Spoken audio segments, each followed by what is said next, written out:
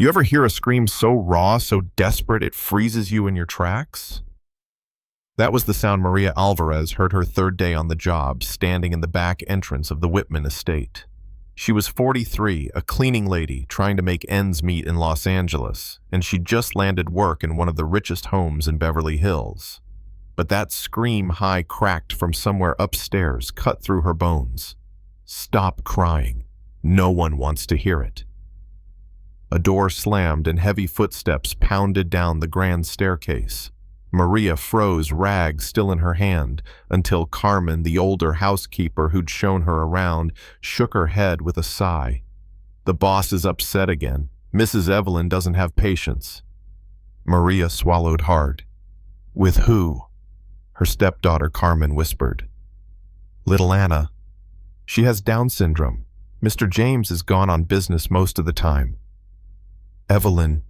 She has her own methods. Maria didn't even think. She ran up the stairs, her heart hammering. The hallway stretched long and cold, lined with portraits of ancestors glaring down. At the end, a tall blonde woman stepped out, smoothing her designer dress like nothing had happened. You must be the new cleaner, she said, voice polished, eyes sharp. Good. The girl's throwing one of her tantrums. Don't go in until she calms down. Is she all right? Maria asked softly. She's dramatic, that's all. Special children, they overreact. Evelyn gave a brittle smile, then swept down the stairs like a queen, leaving her servant behind. When the coast was clear, Maria tapped on the locked door. Hi, sweetheart. It's me. I promise I won't yell. The sobbing slowed. She pushed the door open.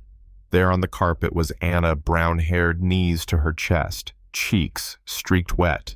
She looked up wary, like she'd been burned too many times before. Hi, beautiful. I'm Maria. What's your name, Anna? What a pretty name. Maria smiled. Why are you crying? My tummy hurts. Maria's heart clenched. When did you eat last? I didn't. It was past 1 in the afternoon. Maria hurried her downstairs, made her a sandwich, and watched Anna's eyes light up just because someone cared enough to slice bread for her. As she counted along with Maria, 1, 2, 3, 4, 5, the girl beamed. You're good, Anna whispered. Evelyn says I'm bad. Maria's chest tightened. She's wrong. You're smart. You're special. That night, as Maria left, she overheard Evelyn on the phone. Yes, honey. Anna ate well, played all day. She's adorable. Lies dripping like honey into her husband's ear. Maria walked out the mansion gates with a heavy heart but fire in her eyes. She'd seen cruelty before, and she wasn't about to turn away this time. The next day, Maria found Anna sitting in her pajamas on the stairs, eyes swollen. Evelyn's voice floated in from the garden, soft and sweet, into the phone. James, don't worry. She slept like an angel, already had breakfast. But Maria knew the truth. Anna was hungry. She hadn't eaten since yesterday. Later, while serving scrambled eggs, Maria overheard Evelyn pacing among the roses, hissing into her phone. I can't stand looking at her. Every time I remember my own baby who died. And she's still here taking up space.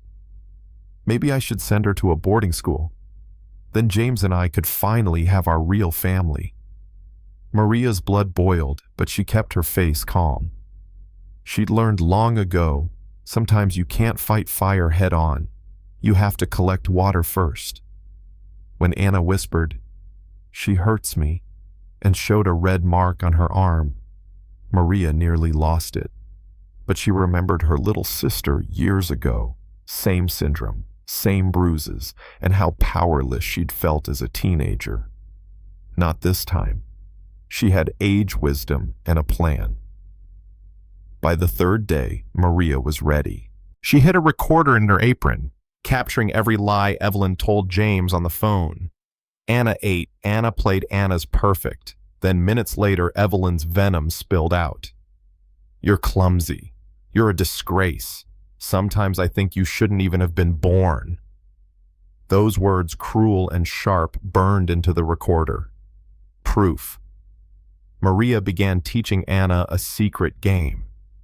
When Evelyn does something that hurts or makes you sad, draw it for me. Just for us. The drawings piled up crayons, sketching tall, angry figures looming over small, crying ones. Each picture was another nail in Evelyn's coffin. Maria wasn't alone either. She called an old friend, Dr. Sofia Ramirez, a social worker. "I need to document this right," Maria said. Sofia's voice was steady. "Get everything. Photos, drawings, recordings. Rich families fight dirty, but truth speaks loud if you've got evidence."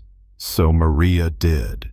Every bruise, every slap, every whispered insult recorded and stored. 6 weeks of patience. 6 weeks of quiet fire.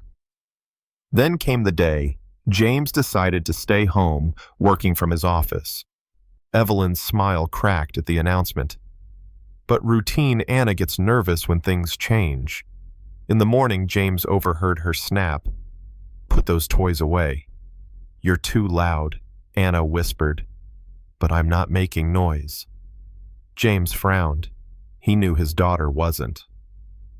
Then Maria knelt down and turned cleanup into a game of colors, and Anna laughed. James saw the difference. The final blow came when Anna knocked over a glass of water. Evelyn exploded, grabbed her arm hard, and hissed, "Normal children don't mess up like this. Go to your room." James stepped out. "What's happening here?" Evelyn smoothed her voice. "Discipline, darling. Special children need it." But Anna sobbed. "Daddy, I didn't mean to. That was Maria's moment." "Mr. Whitman, may I speak to you privately?" Evelyn's smile faltered. "That's not necessary." "It is," Maria said firmly. Inside his office, Maria laid it all out, recordings of Evelyn calling Anna a disgrace. Photos of bruises, drawings Anna made of being hurt. She played Evelyn's own voice saying, "I can't pretend to like this child anymore." James's face drained white. His hands shook as he held his daughter's crayon sketches.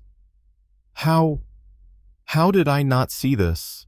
"Because she hides it when you're home," Maria whispered. Evelyn burst in without knocking, her eyes blazing. "James, you're going to believe a maid over your wife." "No," James said, voice like steel. "I'm going to believe the evidence." The recording played. Evelyn's own words filled the room.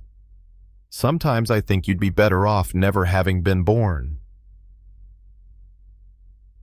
"Robert," she stammered. "Stop!" James shouted. "You called my daughter a disgrace. You pushed her. You lied to me for years. She's manipulative. That woman filled her head with lies."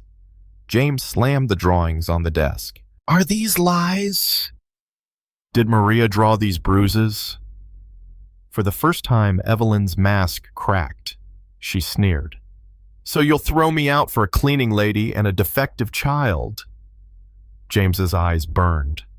"Get out now." Her heels clicked furiously up the stairs, then down again with suitcases. Anna clung to her father's leg, whispering, "Daddy, is she leaving?" "Yes," he said, kneeling. "And she's never coming back." Anna blinked up at him, hopeful. Then, "Can I be happy now?" James's voice broke. "Yes, princess. You can." When Evelyn stormed out the mansion gates spitting threats, James didn't flinch. The real world, he told her, is where children are loved, not broken. 6 months later, the Whitman estate was unrecognizable. Maria was no longer just the maid. She was the housekeeper, guardian tutor, paid well, but more than that, trusted. Anna bloomed like spring after a long winter. She wrote her name in careful letters, laughed in the garden, and learned faster than anyone imagined. And Evelyn, She worked folding dresses in a department store, her Beverly Hills friends avoiding her like a plague. One afternoon, James turned to Maria, watching Anna run barefoot through the grass. "How can I ever thank you?" "You don't need to," Maria said softly. "Family protects family." Anna came running, waving a paper. "Look, Daddy." I wrote happy. James's eyes filled. Maria smiled, remembering her own sister, the one she couldn't save years ago, and knowing finally she'd won the battle she once lost. And that's the thing about underestimating people like Maria. You think they're invisible, just cleaners, just servants. But some storms brew quietly, building strength in silence until the day they wipe out everything built on lies. Now tell me, what would you have done in Maria's place? Should she have stayed silent to keep her job, or risked everything to protect a child who wasn't hers? Drop your thoughts below. I want to hear your truth.